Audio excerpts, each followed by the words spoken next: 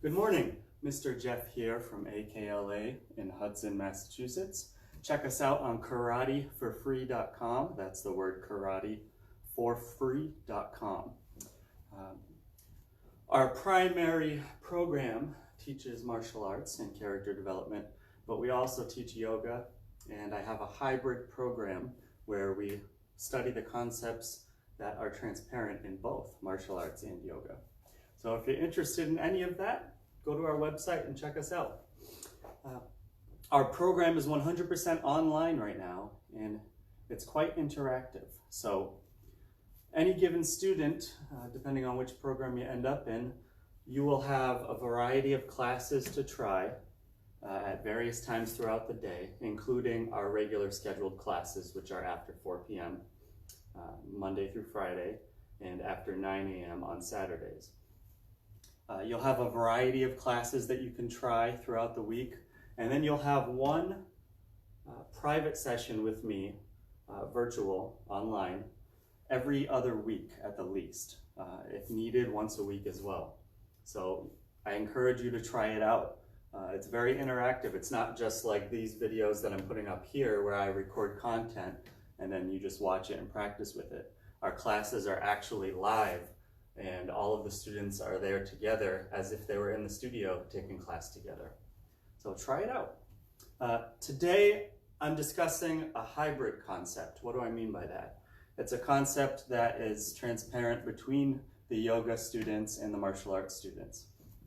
Last night I had a one-on-one session with one of my students who is a hybrid student, and we were discussing some of these concepts that are very simple and make life a lot easier in terms of the movement arts. So there's three major things that we're focusing on when we're doing this stuff.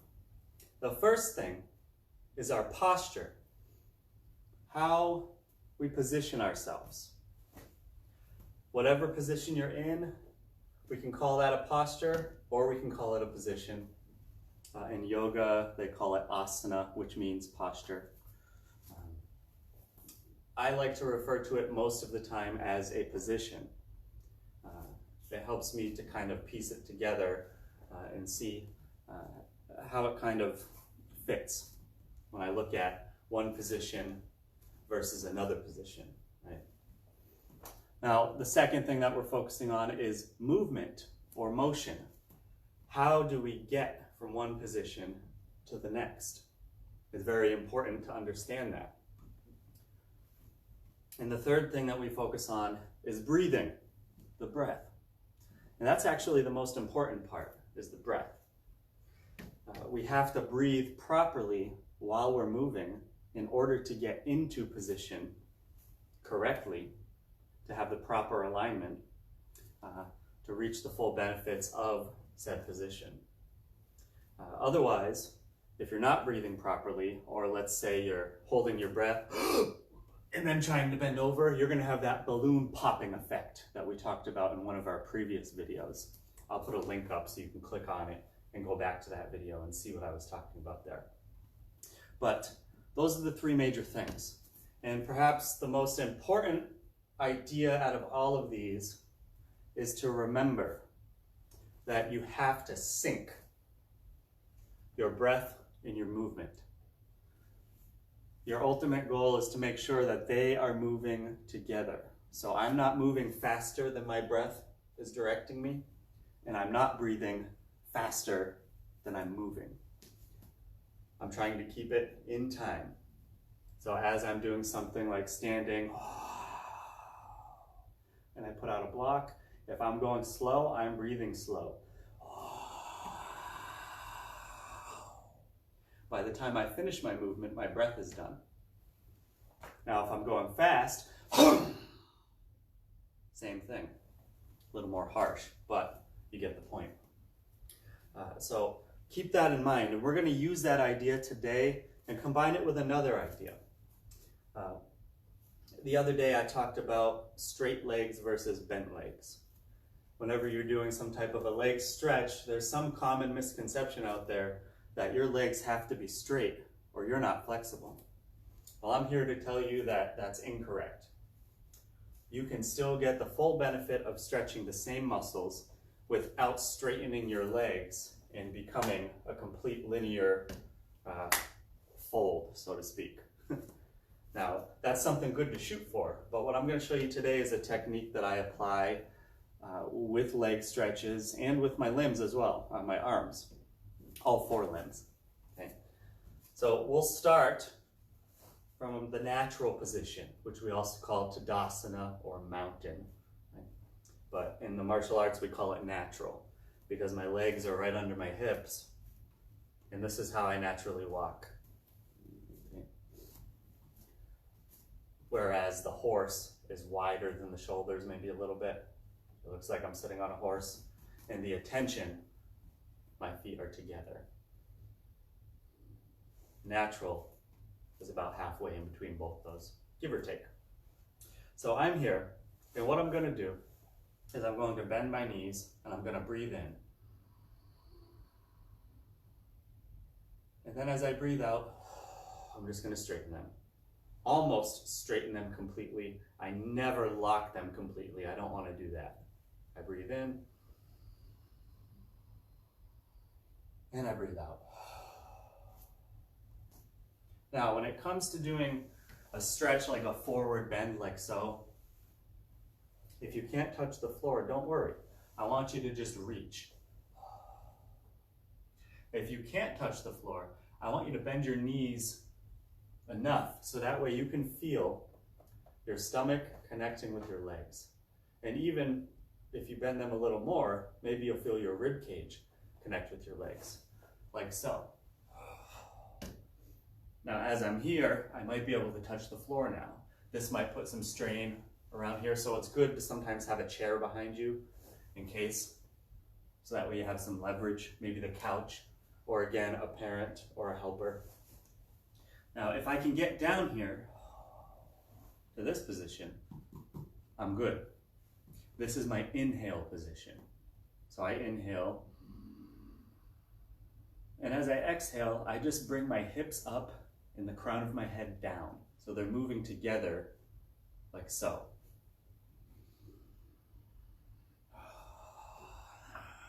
And I don't go too far at first, especially if I can't really get that full flex in my legs. So I inhale, and I exhale.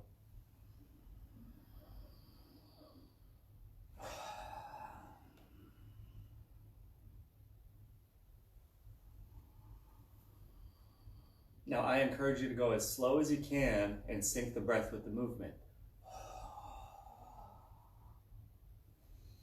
Some of you more advanced yoga folks out there, or fitness enthusiasts, you might take this up to a higher level and increase the speed.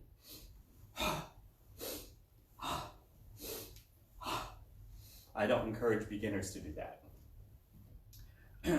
I rarely ever do that. I think that going too fast takes away from the deeper parts of the movement where you're going to benefit the most. And the slower you go, the harder it gets. So I inhale and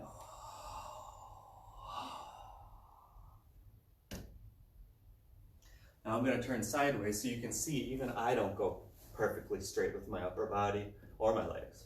I inhale, and there's a way you can go down too, like I'm crouching. See? And I feel this here. So I inhale, and as I exhale, this and this are moving together.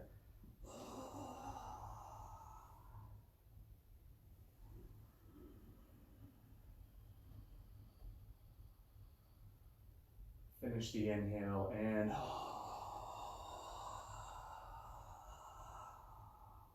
now if I can hang out here for a minute, I might feel that I'm reaching a little more with the upper half of my body.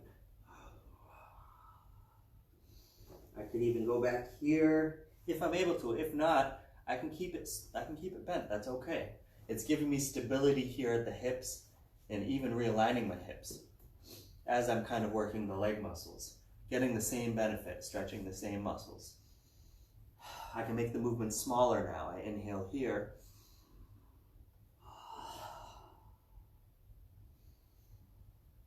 I'm putting the weight into my heels because I have some leverage here. If I have a bed to hold on to, or a person's hands to help me, or a chair, or just put my hands in the air, that's okay. Now when I want to come back up, I come up like I'm skiing, and then I bring them back up. I shake out my legs if they're sore. Try to relax them, make them like Jello. That's what we tell the kids. Now I'm going to do the same thing, wider. Now if I have any ailments or injuries or special needs that require attention, I definitely want to make sure that I check with my doctor and my parents before trying some of this stuff.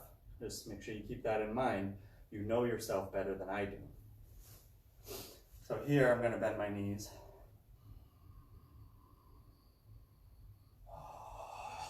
And straighten them as I stand up. I inhale like I'm picking up a pail of water.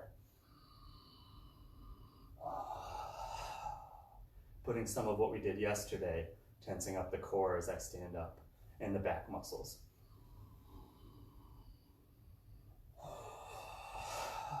Not completely straightening them. There's a slight bend in the back of my knee. So I don't want to straighten them like so.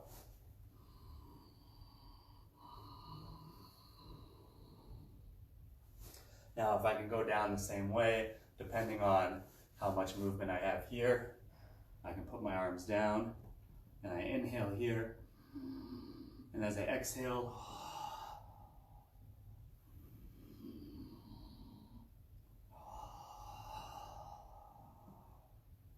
keeping the movement small at first or the whole time.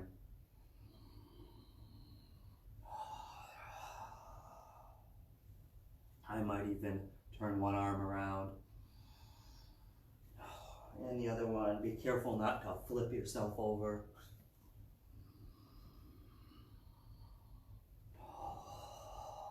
Now if I put some leverage into the floor, if I'm able to grab the floor, I'm going to push with my hands to press myself towards my legs. It's okay if I can't fold there. That allows me to relax everything here and here. So I feel the tension back here.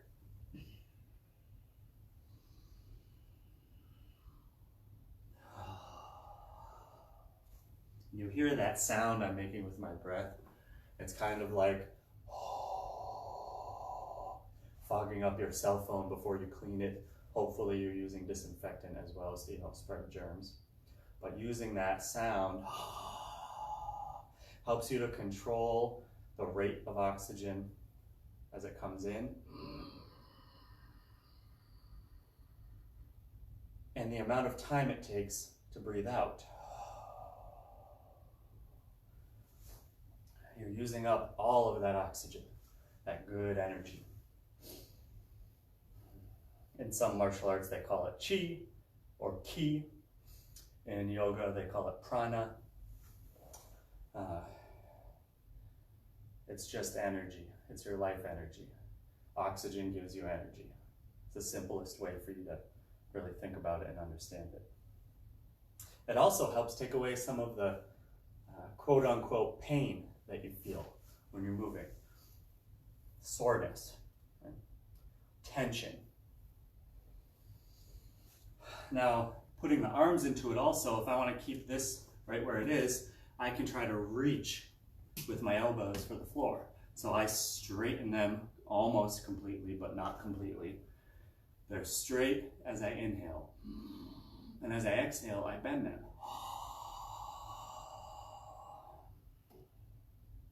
So I'm doing the opposite with my legs.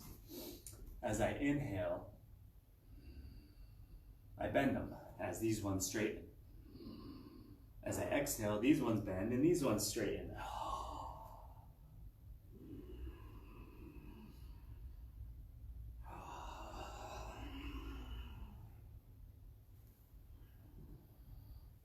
And then I can bring them in. I can go flat on the floor like so, and now I can just do it with my arms and bring my ribs down to my legs. Now I'm going to put my arms forward just enough so these feel like they're almost straight. And as I exhale, I bring my elbows down. I'm kind of sitting like a cat now, right? As I bring my arms down, now I bring my chin towards the floor, then my nose, then my head. Just getting that movement with the upper neck.